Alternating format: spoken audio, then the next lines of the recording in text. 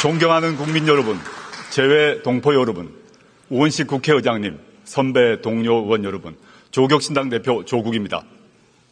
지난 3월 3일 창당을 한 신생정당의 대표로서 22대 국회 초선 의원으로서 전국의 거리에서 만난 국민의 목소리를 가감없이 전하고자 이 자리에 섰습니다. 저는 흠결이 있는 사람입니다. 그런데도 지난 총선에서 690만 명의 국민께서 저와 조국혁신당을 선택해 주셨습니다. 그 마음 가득 명심하며 항상 겸허한 자세로 국민과 함께 하고자 합니다. 지난 총선에서 국민은 무도하고 무능하고 무책임한 집권 여당의 매서운 회초리를 들었습니다. 총선 후 윤석열 대통령은 말했습니다. 국민의 뜻을 겸허히 받들어 국정을 쇄신하고 경제와 민생 안정을 위해 최선을 다하겠다. 새빨간 거짓말이었습니다. 부자와 강자만 챙기는 국정 기조를 바꾸지 않았습니다. 경제와 민생 파탄을 외면하고 있습니다. 현재 서민들은 코로나 시국보다 삶이 어렵다고 하소연합니다. 소상공인, 자영업자 폐업률과 가계 빚은 날마다 치솟고 있습니다. 경기는 침체하고 나라 빚은 역대 최고로 쌓여갑니다. 게다가 무모한 의대 2,000명 정원 결정의 여파로 응급 환자는 병원을 못 찾아 목숨을 걸고 뺑뺑이를 돕니다. 상황이 이러함에도 윤석열 정권은 전 정권 탓만 합니다. 시도 때도 없이 이념몰이에 나섭니다. 반대자와 비판자들을 반국가 세력, 검은 세력이라고 비방합니다. 일제강점기의 불법성을 부인하고 식민지 근대화론을 주장하는 소위 뉴라이트 인물들을 정부와 학계의 요직에 앉힙니다. 그런데 윤석열 대통령의 거짓말은 이번이 처음이 아닙니다. 2013년 10월 21일 서울고검 국정감사장 기억나십니까? 윤석열 여주지청장이 증인으로 나와 저는 사람에게 충성하지 않는다라고 말했습니다. 저도 국민도 박수를 쳤습니다. 그러나 거짓말이었습니다. 저도 속고 국민 모두 속았습니다. 윤 대통령은 극히 일부 특권 계급 사람에게만 충성하고 있습니다. 특히 자기 자신과 배우자 김건희 씨에게 충성하고 있습니다. 거짓말은 윤석열 대통령만 하지 않았습니다. 2021년 12월 26일 김건희 씨는 허위 경력 논란을 사과하며 말했습니다. 남편이 대통령이 되더라도 아내의 역할에만 충실하겠다. 이 역시 새빨간 거짓말이었습니다. 대선 전 2022년 1월 공개된 녹취록에 나오는 김건희 씨의 생생한 발언 기억하실 것입니다. 우리 남편은 바보다. 내가 다 챙겨줘야지 뭐라도 할 수 있는 사람이다. 내가 정권을 잡으면 거기는 완전히 무사하지 못할 거다. 국민에 의해 선출되지 않는 권력, 즉 김건희 씨가 대통령 행세를 합니다. 여당 대표와 문자를 하며 회유하고 압박합니다. 정부 인사를 자신이 한다고 자기 입으로 말합니다. 급기야 김건희 씨가 전 여당 의원에게 지옥불 옮기라고 했다는 보도도 나왔습니다. 여당 내에서도 터질 게 터졌다라고 합니다. 경고합니다. 박근혜 정권에서 최순실 씨가 무슨 일을 했는지 그 결과 박근혜, 최순실 두 사람이 어떻게 되었는지 국민은 다 기억하고 있습니다. 어떤 부적도 어떤 무당도 막아주지 못할 것입니다. 존경하는 국민 여러분, 그리고 선배 동료 의원 여러분, 윤석열 대통령은 검찰총장 시절 자신이 이끄는 검찰을 이렇게 자랑했습니다. 살아있는 권력의 비리를 눈치 보지 않고 공정하게 수사하는 검찰. 그런데 자신이 최고의 살아있는 권력이 된 후 검찰은 어떻게 되었습니까? 어느 주가 조작 사건에서 공범위 유죄 판결이 났는데 전주가 소환도 기소도 되지 않습니까? 어느 공무원 배우자가 300만 원짜리 명품백을 받고 무사히 넘어갑니까? 어느 피의자가 자신이 지정한 곳에서 조사를 받습니까? 어느 검사가 수사하러 가서 휴대전화를 피의자 측에 제출합니까? 이 정도는 수사가 아니라 접대입니다. 반면 전 정권과 야당은 사냥하듯 수사합니다. 원래 겨누었던 잘못이 안 나오면 나올 때까지 먼지떨이 수사를 합니다.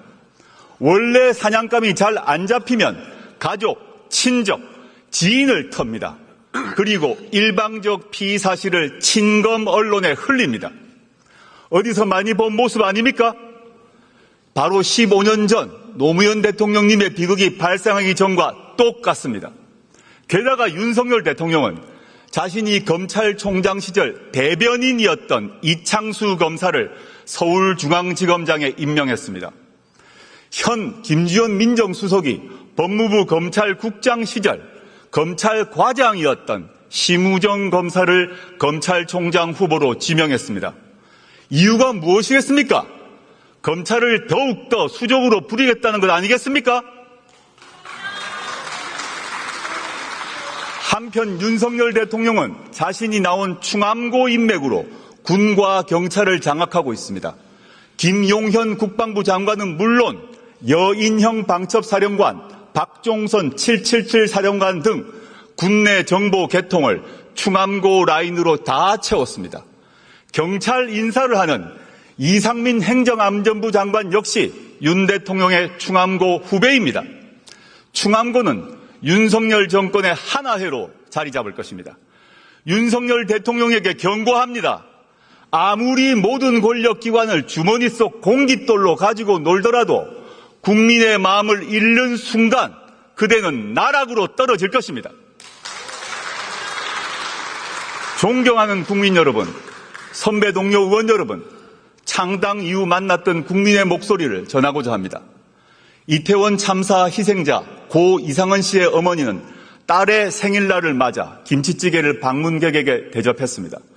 제 손을 꼭 잡아주신 어머니께서 무슨 말씀을 하셨는지는 짐작하실 것입니다. 지난해 수해 현장에서 숨진 최혜병의 어머니는 일주기를 앞두고 편지를 썼습니다. 저희에겐 하나뿐인 외동입니다. 사람들은 아무도 모릅니다. 얼마나 힘듦과 고통 속에 살고 있는지. 어머니는 애끓는 심정으로 진실을 밝혀달라고 요구합니다. 대구에서 만난 전세 사기 피해 젊은 신혼부부는 울먹이며 말했습니다. 평생 모은 돈이 다 날아갔어요. 이제 우리는 어디 가서 어떻게 살아야 합니까? 저와 조국혁신당은 고통받고 분노하는 국민의 도구가 되고자 합니다. 총선 때 광주 충장로 우체국 앞에서 유세를 준비할 때였습니다. 한 어르신께서 제 손을 잡으시며 말씀하셨습니다. 견뎌주어 고맙네. 살아남아주어 고맙네. 이제 잘 싸워주게. 지난달 말 전남 곡성과 영광을 방문했을 때도 똑같은 말씀을 들었습니다. 지난 윤석열 정권 2년은 대한민국의 잃어버린 2년으로 기록될 것입니다. 저희는 창당 총선에서 이렇게 외쳤습니다. 3년은 너무 길다. 무도하고 무책임하고 무능한 윤석열 정권은 나라를 더 망치기 전에 종식되어야 합니다. 국민은 이 정권 치하에서 너무도 힘듭니다. 인내심이 바닥나고 있습니다. 조국혁신당은 당내에 3년은 너무 길다 특별위원회를 구성했습니다.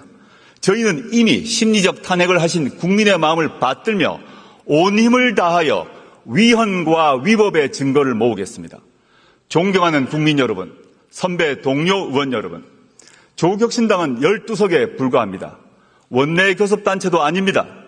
저희 힘만으로 할 수 없는 그러나 반드시 이루어야 할 시급한 사회경제적 과제 2가지를 말씀드리고자 합니다. 국민은 조국혁신당에 묻고 계십니다. 윤석열 정권 종식 이후 무엇을 할 것이냐? 조국혁신당은 문화, 디지털, 노동, 환경, 건강, 교육 등 8가지 사회권을 구현하는 민생 선진국을 제시했습니다. 오늘은 이 중 2가지를 말씀드리고자 합니다. 첫째는 주거권 보장을 통한 주거혁신입니다. 주거권은 쾌적한 집에서 안정되게 살 수 있는 권리입니다. 국민 40% 정도가 전월세 등 빌린 집에서 삽니다. 집주인이 세를 올리거나 방을 빼라고 할까봐 노심초사합니다. 서울에서는 중위소득 가구가 10년간 소득을 한 푼도 안 쓰고 모아야 중간가격 주택 한 채를 살 수 있습니다. 소득의 3분의 1 저축하면 30년 넘게 걸립니다. 버는 속도보다 집값 오름세가 가파릅니다. 이러면 사람다운 삶을 살 수가 없습니다. 결혼하고 싶어도 함께 살 집 마련이 어렵고 애를 낳고 싶어도 여력이 없습니다. 먼저 질 좋은 공공주택과 다양한 사회주택을 국가가 확보해 제공해야 합니다. 2022년 기준 공공임대주택은 전체 주택 재고량의 10%가 안 됩니다.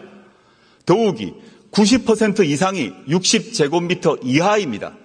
그래서 공공임대주택은 좁고 오래된 변변치 않은 집으로 인식됩니다. 앞으로 84제곱미터 이상의 질 좋은 집 공급을 확대해야 합니다.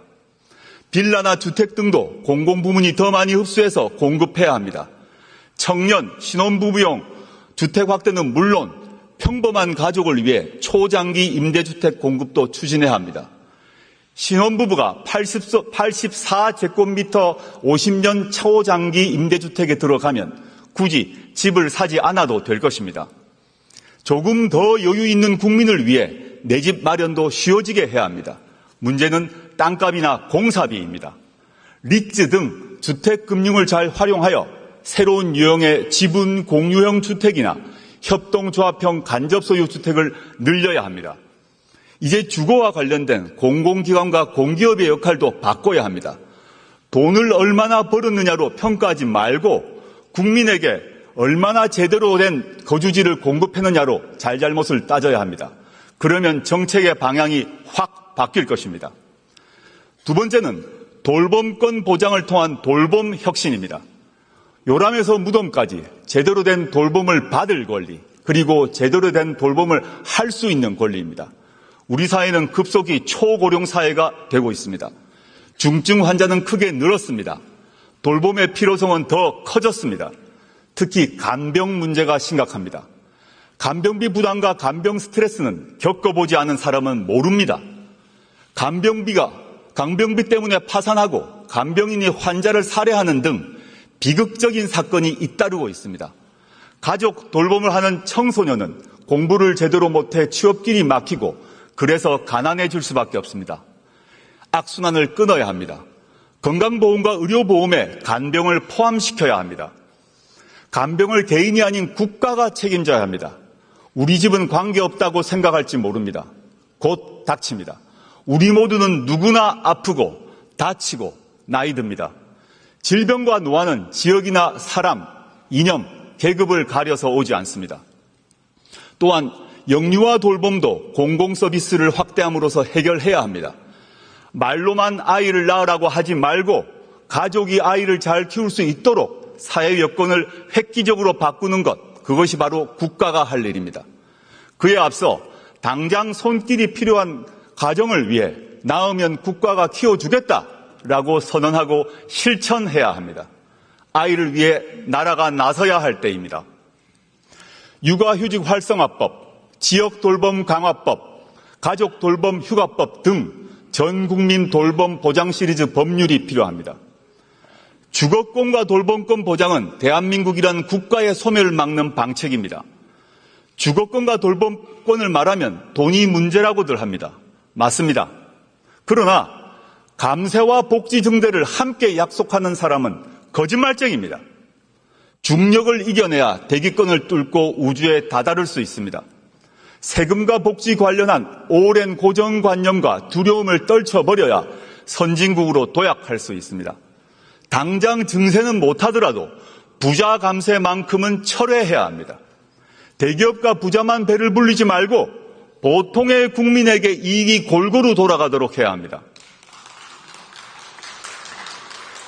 존경하는 국민 여러분, 선배 동료 의원 여러분, 이어 조국혁신당은 정치개혁을 위한 두 가지 과제를 제안합니다. 먼저 제7공화국으로 진입하기 위한 개헌을 제안합니다. 제6공화국 헌법은 국민의 피와 땀으로 일궈냈습니다. 그 뒤 37년이 지났습니다. 일제강점기보다 긴 세월입니다. 우리 사회는 크게 변화했습니다. 이 변화에 걸맞는 새로운 미래를 준비하는 새로운 헌법이 필요합니다. 헌법 전문에는 5.18 민주화운동, 부마민주항쟁, 60민주항쟁을 수록해야 합니다. 이 운동과 항쟁으로 우리는 현재에 이를 수 있었습니다. 대통령 5년 단임제도 4년 중임제로 바꾸어야 합니다. 책임 정치를 구현하고 국정의 연속성과 일관성도 강화할 수 있습니다. 민생과 복지를 위한 사회경제적 개혁을 원활하게 만들 수 있는 사회권 강화 조항도 필요합니다. 합헌적으로 수도를 이전할 수 있는 수도 조항도 신설해야 합니다. 가능하면 빨리 개헌특위를 만들어 개헌안을 만듭시다. 2026년 6월 3일에 이루어지는 지방선거 이전에 국민투표로 개헌안을 확정합시다. 그 국민투표는 축제가 될 것입니다. 두 번째 제안은 정치개혁입니다. 지금 대한민국 정치는 민의를 정확히 반영하지 않습니다. 우리 정치는 비례성과 다양성이 강화되는 쪽으로 개혁되어야 합니다. 최근 거대 양당은 정치개혁을 명목으로 지구당 부활에 합의했습니다. 과거 지구당을 폐지한 이유는 돈 먹는 하마였기 때문입니다. 고비용 정치와 금권 선거가 이제 완전히 사라졌을까요? 국민은 그렇게 생각하지 않을 것입니다. 지구당을 되살리면 민의를 더 잘 수렴할 수 있을까요? 그렇지 않을 것입니다. 지구당 부활은 거대 양당 소속 정치인에게만 좋은 일입니다. 현행 비례대표 선출 방식은 준연동형입니다. 다당제가 민주주의를 발전시킨다는 점에 공감대가 형성된 결과입니다. 그러나 현행 국회법은 양당제를 전제로 구성되어 있습니다. 대표적인 게 교섭단체 기준입니다. 12석을 얻은 조국혁신당은 국회 운영에서 투명정당 취급을 받습니다. 690만 지지자 의견을 국회 운영에서 대변할 길이 없습니다. 정당 보조금 배분에서도 큰 차별을 받습니다. 동료 의원님께 간곡히 호소드립니다. 이제 교섭단체 기준을 개선합시다. 박정희 유신 독재 정권이 개학하기 이전으로 돌아갑시다. 정치 신인 때 정치개혁에 대해서 품었던 초심을 한 번만 돌아봐 주십시오. 존경하는 국민 여러분, 그리고 선배 동료 의원 여러분, 우리 국민은 교양과 품격 있는 지도자를 가질 자격이 있습니다. 절대된 국가 권력을 가질 자격이 있습니다. 주거와 돌봄을 걱정하지 않아도 될 자격이 있습니다. 조국혁신당이 쇄빙선이 돼 깨트리겠습니다. 조국혁신당이 예인선이 돼 이끌겠습니다. 4년 뒤 22대 국회가 끝날 것입니다. 그때 국민은 이렇게 말씀하실 것입니다. 조국혁신당이 정권교체를 위하여 가장 앞장서서 싸웠다. 그리고 조국혁신당으로 인하여 국회에서 주거권과 돌봄권의 기초가 마련되었다. 그 출발점은 2024년 9월 9일이었다고 말입니다. 조국혁신당은 행동하는 정치를 하겠습니다. 감사합니다.